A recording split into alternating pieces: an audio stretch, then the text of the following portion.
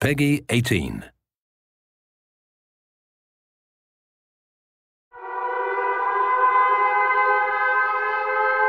Resistance 3 is all about heroic survival in a brutal world. In Resistance 1, it was the story of Nathan Hale and really our first exposure to the Chimera and Europe being taken over, Nathan Hale doing everything he can to try to turn the tide of the battle. In Resistance 2, the fight comes to America. We have the Sentinels, including Joseph Capelli, whom Nathan Hale fights alongside, and ultimately Capelli has to end Hale's life because he's consumed by the very virus that he's trying to wipe out.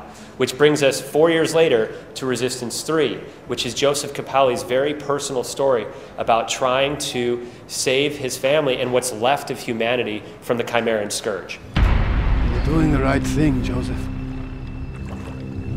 We must travel to New York City. We must shut down the tower.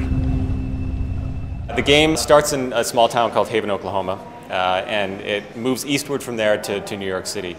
Along that journey, the player, Joseph Capelli, meets several pockets of survivors, each surviving in their own unique way against the Chimera.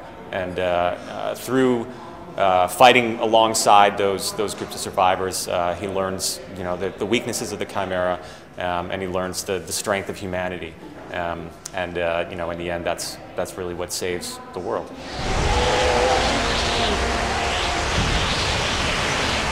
The weapons in Resistance 3 are every bit as spectacular as you would hope for in what's really become a hallmark of the Resistance franchise.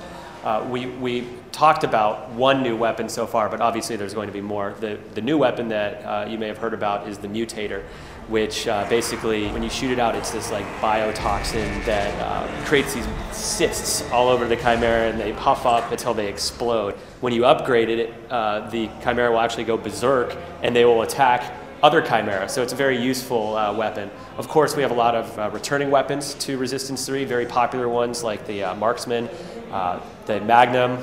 We've got the Bullseye, which of course has the signature tag, very helpful when you're fighting long legs, and the Auger, where you can shoot through walls, is going to be back in. Of course, another thing to keep in mind with the weapons is that they are upgradable, so we encourage people to play through Resistance with multiple weapons through the weapon wheel and try to upgrade as many as they can. For me, my favorite personal weapon by far is the Marksman. I love the way that it sounds, just with the boom, boom, boom. It's just so, it's so satisfying to shoot. The secondary fire is really cool. You shoot out like a beacon, and it's like this turret that'll shoot off rounds. It's very effective. So the Marksman, hands down.